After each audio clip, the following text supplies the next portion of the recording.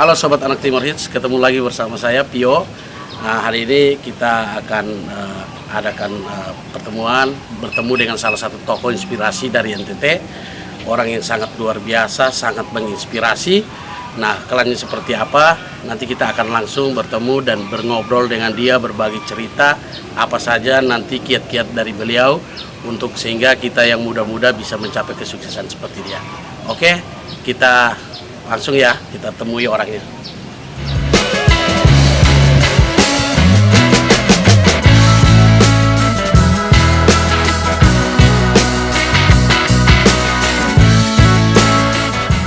Halo, selamat sore Bapak. Sore. Apa kabar Bapak? Baik, siap.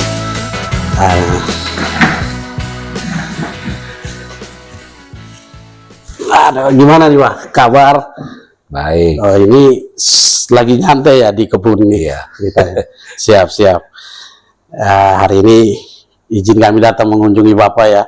Kita berbagi cerita, dialog, aparatnya terkait dengan Narakupu Village ini. Nah, kami dari Anak Timor Hits merasa terpanggil Bapak. Luar biasa kan? Ada orang yang NTT. luar biasa Timor Hits. Oh iya, siap. Ada orang NTT ternyata yang mengembangkan konsep yang lumayan unik dan luar biasa Bapak ya di Jakarta. Dan hari ini menurut kami Bapak salah satu tokoh lah, salah satu sosok yang sangat menginspirasi anak muda. Jadi momentum hari ini kami bangga lah kami bisa bertemu Bapak, hadir bertatap muka langsung. Terima kasih udah dikunjungin. Ini gini Bapak, izin Bapak mungkin kita langsung saja ya. Mungkin yang pertama ya kami sedikit ingin tahu sih Bapak perjalanan sampai bisa hadir Narakupu Village ini pasti mulai satu proses yang luar biasa Bapak ya. Mungkin sedikit bisa berbagi dengan kami atau seperti apa ceritanya, silakan. Jadi saya sebenarnya kan fokus bisnis saya awalnya itu dan sampai hari ini sebenarnya di properti. Oh iya, oke. Jadi kalau misalnya Ade bisa lihat, saya dari awal sampai sekarang terus bermainnya di lahan tanah properti. Kita mengelola gedung, property management. Terus kita punya lembaga pelatihan. Kemudian saya juga sedikit mulai bergerak di development, kita bangun rumah, ya, ada beberapa mall, pernah dengar mall Kupang? Oh ya, Lipo ya, itu luar biasa. Kita bangun, termasuk di Ambon. Nah, khusus di Narakupu, tepatnya di Sawangan, Depok, Jawa Barat ini, sebenarnya ini adalah kawasan kedua untuk perumahan sebenarnya. Ya, saya ada di Jalan Nangka, kira-kira 800 meter dari sini, kita sudah berupa klaster perumahan, kemudian ini kedua, tapi kan ada krisis waktu itu. Sehingga pembangunan rencana untuk perumahan dan sebagainya kami tunda. Nah, dialihkan jadi konsep ini. Tanahnya untuk apa ya? Tanah kita bisa ubah, apalagi kena lagi di derak pandemi. Saya pikir orang harus mulai pindah shifting bergaya hidup sehat. Jadi kami menanam sayur-sayur yang kita sebut organik tanpa pupuk kimia, yang kita sebut ada dari hidroponik. Kita juga menggunakan non pestisida, anti hama, pakai non pestisida kimia. Kemudian ada juga ayam petelur, ya, supaya semua ini bisa untuk konsumsi.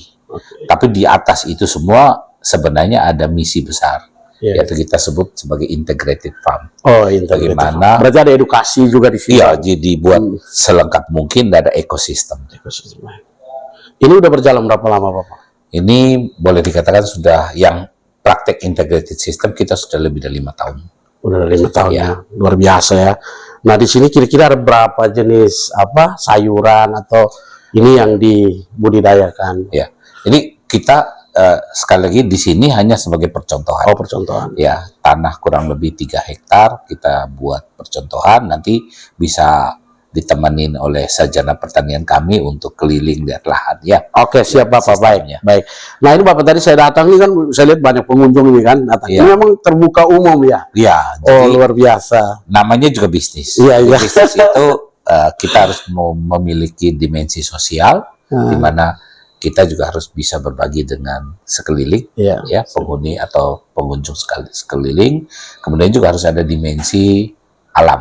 Iya, iya. Bagaimana kita mengajak pekerja yang ada, tamu yang ada, mari cinta lingkungan. Wah, Jadi kalau luar ada biasa. lihat Iya. di mana ada plastik, tidak ada plastik. Nggak ada plastik. Tidak ada Ini tadi plastik. masuk kan ada, bahkan ada rusa di luar ya, Ya. Pak.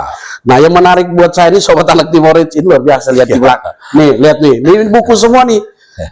Nih, harus rajin baca loh Sobat Anak Timorit kalau mau hebat kayak Bapak Frans. Ingat pesan saya buku satu. apa aja nih Bapak ini? Ya, banyak buku. Banyak buku. Apalagi di lantai 2 khusus untuk yang Oh, spesial yang saya baca ya. oke. Kalau ini untuk umum baca. Siap, siap.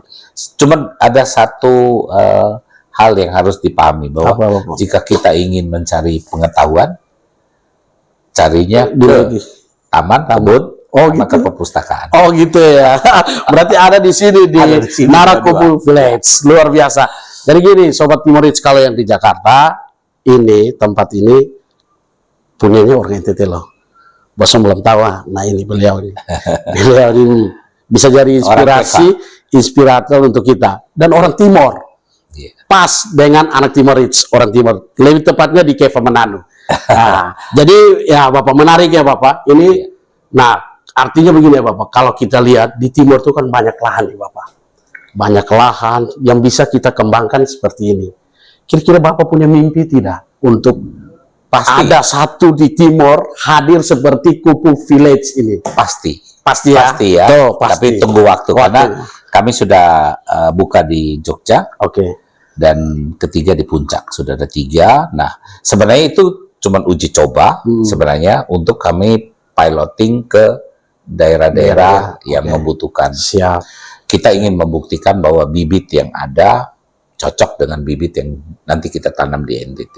Oke. Kemudian kedua, sistemnya juga kita cari model-model tanaman sayur dan sebagainya yang tidak membutuhkan air terlalu banyak. Oke. Sistem hidroponik, Hidroponik, ya. salah satu pilihan. Dan Tetes ya, itu tidak salah. ya, dan sudah mulai, kalau nanti dilihat titiknya sudah ada di Keva Oh. dan Sumba Barat. Di Keva di mana Bapak? Di Keva tepatnya di kebun di Jalan Kakatua.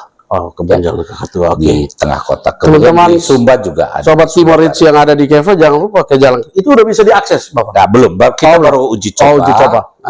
Nanti kita lihat kendalanya. Kemarin kita lihat airnya berkapur. Air di Keva kan berkapur. Kemudian di Sumba kita lihat dulu nanti dari hasil penanaman kita lihat problemnya hamanya Siap. apa. Nah, nanti setelah berjalan 1x2 panen sudah berhasil, baru kita duplikatkan. Kemudian kita bisa bikin lebih kayak konsep integrated, di mana ada anak-anak sekolah atau anak-anak muda bisa datang belajar. Berarti edukasi farm. Edukasi farm. Oke. Kemudian warga sekitar juga bisa ikut berbelanja sayur, beli Oke. telur di sini, ya. Mereka Oke. ikut dengan harga yang murah. Kemudian ketiga, anak-anak muda bisa praktek ikut. Tadi lihat kedai kopi, Iya, itu lihat itu. anak-anak muda Iya. yang ikut jadi waitress. Mereka belajar Luar biasa. hospitality. Berarti itu apa? Kalau di Kupang kan ada Fakultas Pertanian kan? Ya. Nah, bisa tuh kerjasama kalau dikembangkan di sana kan? Nah, Bapak? di sini harusnya kalau hari biasa ada anak-anak IPB yang magang. Oh, IPB yang magang di Ada sini. magang Oh di ya. sini juga. Kadang-kadang Luar dari setiap tahun kita juga dari anak SMK pertanian. Itu udah kontrak tetap mereka magang di sini. Bapak, ini kira-kira ini kan pasti perjuangannya cukup berat ya untuk bisa membangun ini. Mungkin Bapak bisa sedikit mengeksplor tentang bisa proses sampai ini terwujud seperti ini, Bapak. Sebenarnya ini pekerjaan nggak terlalu sulit. Oke. Karena kan ini sudah mendarah daging di apa tuh nenek moyang Iya, kita, iya. bagian dari pertanian. Bagian dari Hanya, pertanian. hanya kalau tidak terjun langsung itu Niatnya juga tidak ada. Wah, agak- itu susah. agak berat. Tapi Agak kalau berat. kalau mau mulai sebenarnya di yang saya bilang di timur sudah ada, di Oke. Sumba kita sudah mulai dikit. Nah, nanti kita perlu satu lahan yang cukup, bisa minimal 3 hektar. Kita bisa bikin integrated farming Oke. seperti yang ada di sini, atau mau lebih besar dari itu. Oke, baik Bapak. Mungkin sedikit ini Bapak bicara dari tadi integrated farming ya. Mungkin sedikit menjelaskan secara detail itu konsepnya seperti apa Bapak. Mungkin. Oke. Jadi pertama yang fisiknya dulu, Oke. integrated farming tapi dari sisi fisik. Fisik ya. Mulai dari pengolahan tanah itu kita menggunakan pupuk kompos. Oke, pupuk kompos. Pupuk kompos juga sebagian besar dari lingkungan sekitar, Ya. dari daun-daunan, dari bekas sayur, semua itu kita olah kembali, dibuat kompos untuk naik kembali ke bedeng. Oke. Kemudian ada beberapa kotoran dari kotoran kambing, ya, kotoran rusa juga itu kita pakai, kotoran ayam kita pakai juga untuk difermentasi, juga dimasukin, naikin ke bedeng. Itu artinya tidak ada sampah yang kita buang keluar. Ya, Itu semua salah diolah satu, ya. olah. Semua diolah. Kedua, hasil nanam dari sayur ini kita bawa ke Jakarta, dijual di sini di penduduk sekitar dan ke Jakarta. Nanti di Jakarta atau di sini toko di sebelah juga kita jual online. Jadi dari mencabut sayur kita langsung ke yang punya rumah, di meja makan. Meja makan memang. Nah, itu dari sisi fisik ya. Dan ketiga, yang terlibat ini anak-anak muda. Itu kan ruang pemberdayaan ada ya, Bapak ya. Jadi dari hasil sayur itu bisa menggaji mereka dan sebagainya. Nah, apakah dari penjualan sayur cukup? Tentu tidak cukup. Jadi kita akan kita membuat ikan juga, kolam ikan dan ayam bertelur. Jadi penjualannya dari hasil kebun ini, dari sayur, penjualan telur, penjualan ikan. Nah, sampah dari diolah jadi itu, pupuk. Masih kurang lagi, kita bikin kedai kopi. Oke. Oh Jadi ya, orang datang, orang bisa datang makan, ya, atau sayur tumis dari sini. Bisa santai lah nikmati suasana di sini ya. Nah, itu keuntungan untuk kembali ke itu kita sebut integrated. Integrated ya. Ya, integrated. Terus kemudian ketiga, ini tidak berdiri sendiri, ya. Kita juga bekerja sama dengan beberapa sekolah. Ada dari IPB Bogor, Institut Pertanian Bogor yang magang di sini. Ada SMK Pertanian juga, terus ada Polbangtan. Itu kami setiap tahun menerima mereka untuk magang.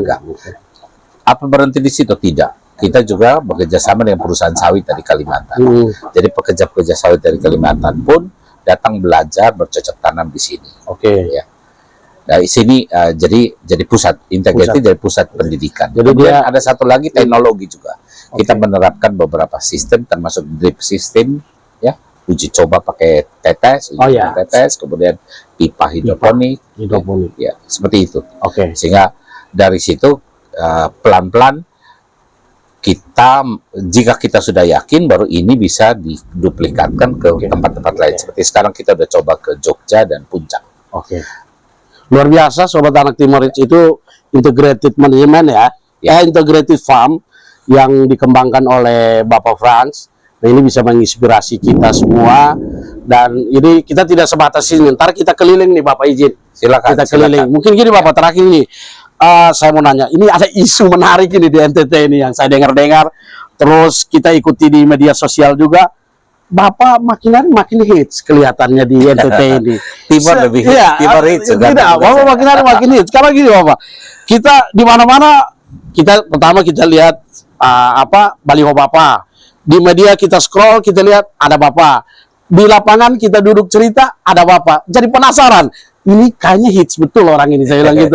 Wajar harus kita ketemu. Nah, ini mungkin kisi-kisi ini benar tidak Bapak? Bapak mau tarung jadi 01 NTT ini? Ya, sebenarnya ini sebenarnya sebagian besar itu adalah upaya relawan. Yang kita sebut relawan ya.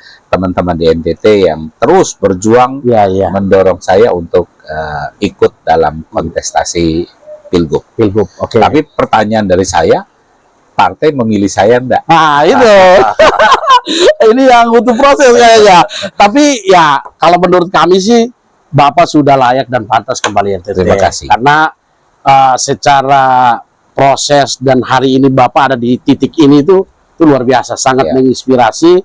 Dan bagi kami anak Timor Reach, Bapak harus menjadi menjadi pendobrak, menjadi salah satu orang yang bisa mengembalikan wajah-wajah anak muda untuk bisa ada di panggung-panggung seperti ini. Saya sudah ada di Kupang 10 tahun yang lalu. Oh iya, siap. Sudah berbuat membuka lapangan ekonomi. Sekarang juga saya tetap hadir. Dan nanti seterusnya saya akan terus turun di NTT untuk mengembangkan. Khusus mungkin kita lebih fokus pada pemberdayaan anak muda dan ekonomi. Saya akan terus mendampingi itu.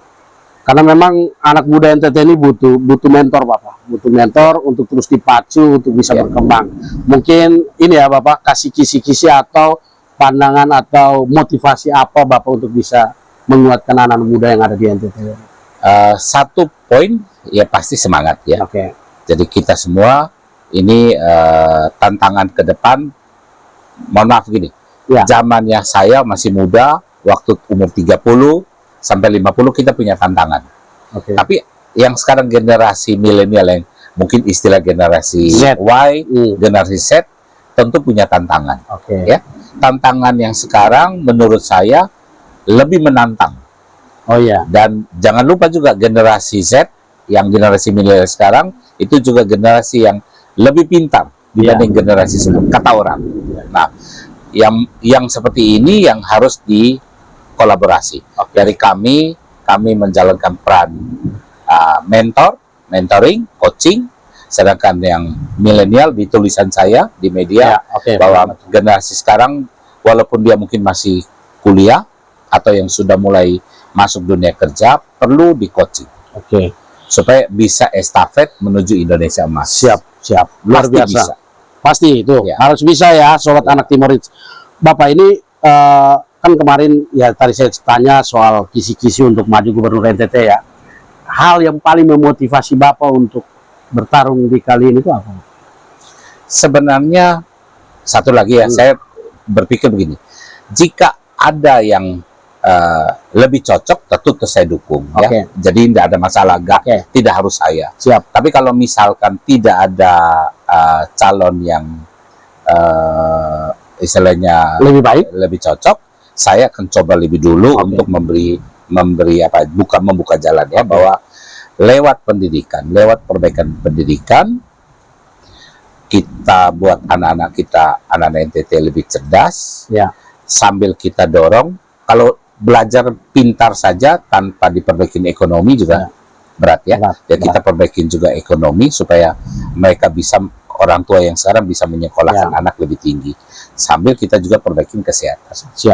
Kalau tiga ini bisa digarap oleh stakeholder secara bersama-sama, niscaya 5 tahun dari sekarang itu sudah akan lebih ringan untuk ke depan, maju lebih hebat lagi.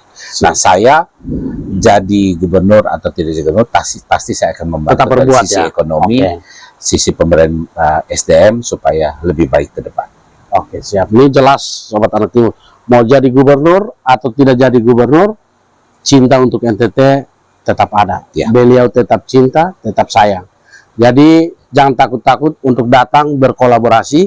Ada ide, ada gagasan, duduk bersama dengan Bapak Fas, kita buat yang lebih baik untuk NTT. Ya Bapak ya? Harus sama-sama. Harus sama-sama. Saya sendiri tidak bisa, adik-adik sendiri juga tidak bisa, harus bersama. Kolaborasi. Maju.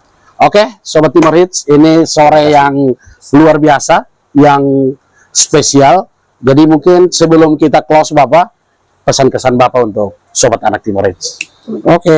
Ya, para Sobat Timor Hits, terus berjuang, terus berkolaborasi dengan segala network yang ada untuk kesejahteraan bersama. Terima kasih. Sobat Timor Hits, tetap jaga rasa, tetap jaga hati. Salam Anak Timor Hits. Terima kasih. Terima kasih.